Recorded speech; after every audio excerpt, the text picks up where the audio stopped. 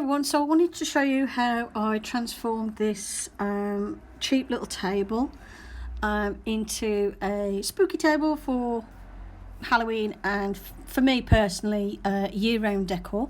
So first of all, this table was only £5 and it was a set of nesting tables, so it actually came with two other little tables which we're using around the house that slotted into this. So yeah, less than a fiver, and I got this little wooden table and it's solid, there's no damage to it. I checked to make sure there was no signs of woodworm or anything, which to be fair, normally when you get stuff from the charity shop they've checked the furniture, but it's always worth giving it the once over yourself. And it was in good nick. There's no particular damage to it or anything. Obviously it was just covered in cobwebs, so I joked to my husband that for a fiver we bought 3 tables and a bunch of spiders. Thankfully I didn't find any spiders, because if I had I'd have squealed, but yeah, we found loads of cobwebs on it, so I gave it a dusting and cleaned off any cobwebs and dust, and then got out my sander and sanded it as much as I could. This had got quite a few layers of varnish and stain on it. So I sanded it right down as far as it would go. As you can see, that's the lightest I could get it. Then what I did was I used the finer sandpaper just to make it nice and smooth, and then I coloured it with this black paint, because the whole point of sanding it, because it looked fine as it was, but the whole point of sanding it is because I wanted to change the colour. So I just used 2 thin coats of black paint. I'm actually using acrylic paint, and it because I've sanded it, it does soak into the wood quite well. And I've never had a problem doing it this way. So, and obviously I don't tend to use stuff with like strong odours or anything because of my asthma. So, yep. So I'm painting this, and what you need to do is have your paint watered down a little bit, but not too much, and then apply it over an area and then do long smooth strokes to smooth it all out, because you want to make sure there's no bumps or ridges. You want the paint to go on as smoothly as possible. So as you can see, I'll go over it a few times doing long smooth strokes, and don't bunch up too much paint in one area. What you need to do, it's best to do 2 thin coats as opposed to 1 thick one. 1 thick one, it won't look right. You have to do thin coats, and then you can get a nice smooth finish to your table. So what I did was put the coat of acrylic paint on, then I used my hairdryer to dry off the first coat of paint once I'd finished painting all the legs and everything. Here I'm just touching up the legs to make sure they match the top. And obviously I've got to go around the sides of the top and everything as well. And then once the paint was dried off, I then applied the second coat. And by the time I applied the second coat, it was starting to look a nice shade of black that I wanted.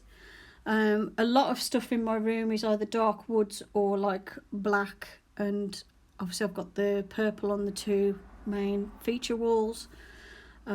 So this fits in nicely.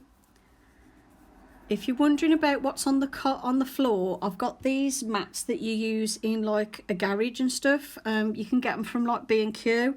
It's like £16 a pack, and there's about 6 sheets in. They're quite big.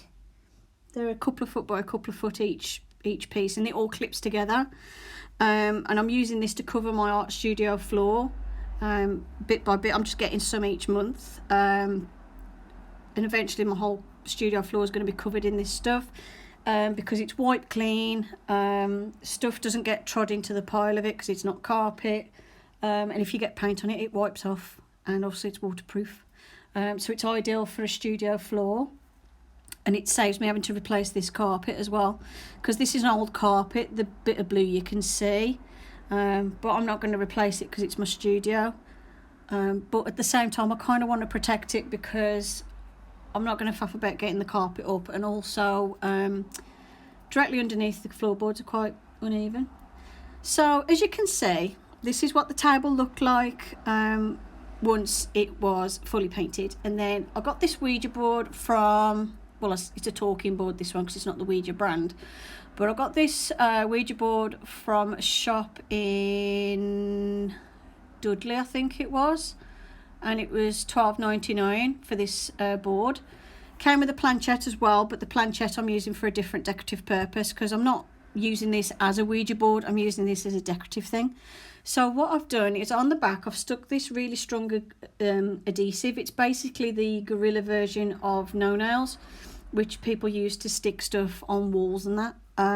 So it's a really strong adhesive, and I'll put plenty on, and then once I position the board, I made sure to press it down to squish those blobs of glue down. I used this to make the pen holder on my desk, which was made by gluing bits of wood together, and it is really strong once it's set, but it does take like 24 hours. And obviously I made sure while it was still movable that it was straight. And then here I'm just touching up where there was a couple of spots where I could see a couple of little streaks where I'd missed a little bit and it needed a bit more black paint on top. And obviously I don't need to worry about touching up what's underneath the Ouija board, because that's not going to be moved, but I wanted to make sure around it was covered as best as possible. So I'm just touching up those little bits, and then making sure it's nice and smooth as well. So this was quite a watered down layer of paint I'm applying here, just to touch up the odd little area.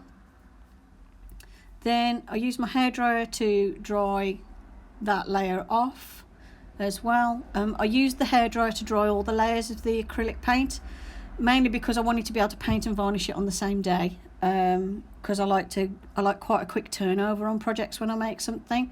And plus this was like me making the most of the last day of my holidays, so I wanted to get this done before going back to work the next day. And yeah, it dries off quite quick. I find my hairdryer works quicker than my little heat gun, but the small heat gun I've got is really only designed for little craft projects, so it doesn't have to get that hot. And then my big heat gun is designed to strip paint, so obviously I can't use that one. So my hairdryer works really well. Yeah, because I don't think my big heat gun's got a setting where I can turn it down. I'll have to have a look. And then the next job is to put on top of the Ouija board something with some weight to it, just to hold it down while it dries. And I have this box of perler beads for when I do bead art, and it is fairly heavy. Now it's full. So I use that to weigh down the Ouija board, because it doesn't have to be like an excessive amount of weight. It's just to make sure that the board stays in place while it sets.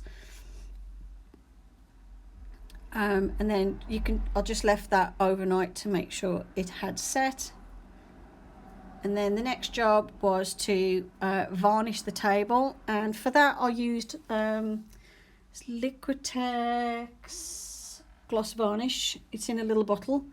And here what I'm doing is I'm just testing a corner first to make sure it didn't go sticky or anything like it does on the dolls, and it's absolutely fine.